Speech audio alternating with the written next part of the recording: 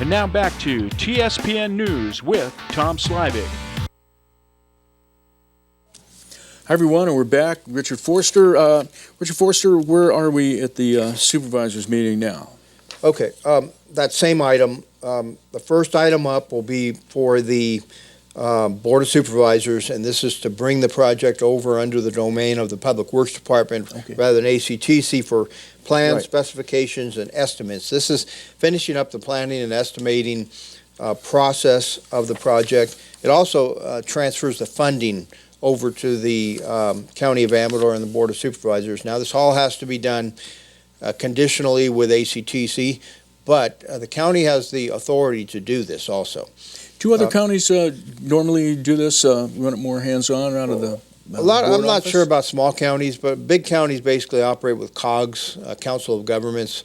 Calaveras has one that they're in, but the COG in Sacramento, Council of Governments is El Dorado County, Sacramento County. I mean, you have some big players in there. Okay. Number two, the thing they want to do is approve a work plan to revise the planning and funding strategy. And number three is to approve ACTC to execute a letter of agreement with Amador to transfer those funds. And we've talked about that briefly, to transfer the funding for the project approval environmental document, that's PA and ED in planning terms and project terms, phase of the project to Amador County Department of Public Works. So you're talking about a lot of funding being transferred over. There's a couple other things too. There's another addendum, a master agreement with the Amador County Transportation Commission, and this is for the project and involves Amador County Public Works actually working on this project.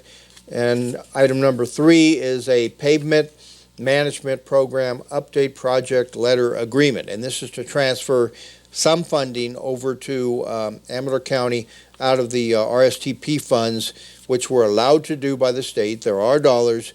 Historically, the dollars from the cities and the county have all been coupled and go into projects. What we're seeing is maybe that's not the best use of those dollars, and especially when counties and cities don't have any money and is getting less to put into our road system. So the idea is that the county's closer to pick some of these priorities? Is that what you're... Is that where this is coming from? Well, this would be a major priority, is to get some of those dollars out of the RSTP, the Regional Surface Transportation Program, back to the counties and back to the cities if they desire that to be the case. But I know that the county does. We're looking at about an $800,000 hit to our Public Works Department next year alone. So we need to do something to get some money into our Public Works to take care of the pavement out there. If we have time, what's the reason for that hit? Primarily, it's due to the gas tax going down. Right. Price of gas is going down. The gas tax goes down. I tried to explain this to a gentleman one day, and he didn't understand it and pretty much insulted me. But the gas tax goes down. It makes sense that people are going to buy less gas. But in the percentage, if you have a pie chart, the percentage that goes to counties is even when the gas tax keeps going down, the percentage counties gets is even less. It shrinks because the percentage that goes out of that gas tax to pay off the bond, which the bond is a revenue bond now to pay off the bond that was taken out for transportation, that goes up. So the county split, the city splits even get less. So that's going to, over the next 4 or 5 years, they don't project a very healthy account for cities and counties. I guess the only thing that's maybe helping a little bit was that fire down in that refinery, because we've seen gas prices go up. Certainly they're not pushing $4, but they're no longer below $2. Yeah, it could help, but we're talking about a big hole. Okay. So the kind of funding we're talking about is $774,000 for phasing and development. $1.6 million has been programmed already for that plan specifications and estimates. $3.9 million has been put out there for right-of-way acquisition. So the county's basically going to take those things that haven't been done already, take them under our wing and start to manage those things, as well as the new dollars that are coming in. But the one thing I like is the county is going to phase a lot of these improvements that are going to be made. By phasing it, you can take a share of that RSTP money, give it to the counties, give it to the cities for their own pavement protection, their own pavement maintenance. So that is a big part. This is going to require some intense management, and that's one thing ACTC has asked. Does the county have the means to do that? And yes, I think we do have the means to do that. So, Okay. so anyway, those are the things that are going to be big items on transportation on Tuesday. So you think the cities will be weighing in on this as well? Well, I don't sit on ACTC. I'm an alternate on it, but I can't imagine the cities aren't in any better shape than the county as far as funding for pavement protection and maintenance. So we'll talk about that tomorrow. All right. We have a couple of code enforcement cases. One of them is Gregory and Patricia Sanders, and these people unfortunately live up in. I believe it said they live up in Oregon or Washington, Okay. and I think it's Oregon. But we received these very thick packets of the reports that have been put together. These cases cost a lot of money, a lot of time to the county, the taxpayers. If people would just take care of business, this wouldn't happen.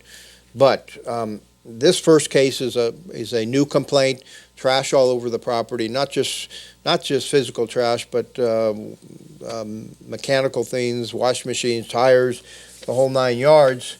The next case, Tony and Jennifer Trimp. This is a case that started way back in 2010, and we've been dealing with these people out in the Carbondale area all that time. It is a case where they've got a residence occupied. They've given the county their word that they would not have it occupied again. It has been. I don't know what you say about people like this. There's some words you call them, but I'm going to be nice today and just say that maybe there's been some misunderstandings. But when things are down in black and white and you put your name on the paper, you agree to those things, it's time to live up to your word. And that hasn't been done clearly in this case. Okay. And to top it all off, not only were there people living there, but they were doing some illegal activity also. So cost our county and our taxpayers a lot of money with code enforcement, environmental health. Sheriff's Department has to deal with this. We've got about 6 or 7 different departments dealing with this one issue. Building Department obviously has to deal with it when you're talking about code violations of people living in buildings that haven't been finalized. So just a lot of shenanigans going on there. Okay. We'll have a mid-year budget by our CAO, Chuck Eiley, tomorrow. He'll reinforce what I said about transportation. The dollars just aren't going to be there in the next couple of years, maybe as long as next 4 or 5 years. That's why we're looking at what are we going to do. It looked pretty rosy at the beginning of this, last part of last year and first part of this year, but now we've had transportation. The dollars are taking a nosedive. We have our special distribution fund where we get a certain amount of dollars from a gaming tribe like Jackson Rancheria, where we can divide that amongst Sheriff's Department and other places. That's bone dry, the account, because the state, to me, is not doing their job. So that account is bone dry. There's about 2 other things that happen that, all in all, the county's going to be $1.5 million out when it's all said and done of revenue that we normally would get that we're not going to get. That significantly affects our budget, and we'll see what we're going to do, but it's going to be another tough budget year. Off-highway vehicle grant funding, we'll have... Let's go back to this just one second. Okay. Isn't say the Jackson Rancheria, that some of that funding that was going on, wasn't that because of a nexus problems that No. might be? No, that's not that at all? This is something different? Okay. No, it is Clear that. It is that Oh. SDF fund, Special Okay. Distribution Fund. Jackson Rancheria contributes to that based Right. on a formula. The problem is the non-gaming tribes come in and take their share first, Okay. and then the account has zeroed out. There's nothing left for the counties Okay. to take to offset, and that's what it's for. And I can tell you, Jackson Rancheria representatives are not happy because that fund is to cover and mitigate some of the effects of having gaming in our county. Okay. Okay, all right. We'll have a quick discussion. Glad you helped out. Yeah, we'll have a quick A little discussion more on understanding there. Go ahead. off-highway vehicle grant funding. This was put to us by Dave Pickett, who's a lobbyist in that industry. but saying that there is the ability for our sheriff's office to apply for this off-highway vehicle or OHV grant funding again. I'm sure we'll have our sheriff's department in. They've been notified of this to talk about that item. Why this item's on, I'm not really sure. It's a Superior Court judge and discussion and possible action from our board regarding sending a recommendation to the governor of who we would like to see as the next Superior Court judge. Frankly, if you ask me, we should keep our nose out of that, because if we make a recommendation to the governor, he's probably not going to look very highly on that. I thought they ran for the office. Is there an appointment? Well, this is an appointment because Judge Harlan resigned from office. Okay. But we have 1 minute, Richard. I'll give it all to you. Go ahead. Anyway, that last item, I'll say this tomorrow. I just don't think we should be giving a recommendation. But next up, and last item on the agenda is Amador County Recreation Agency. Carolyn Fergulia will be in as the executive director and asking, as I understand it, she's going to talk about mitigation fees and Quimbiac fees. And on the Quimbiac fees, she wants us to basically turn over control of that, of the disbursement of the Quimbiac fees to ACRA. I don't think our board's going to look very highly on that. So on mitigation fees, our board, I think the initial fee level was $8,600 to support capital projects for ACRA. Our board adopted $4,300 early on, as did some other cities.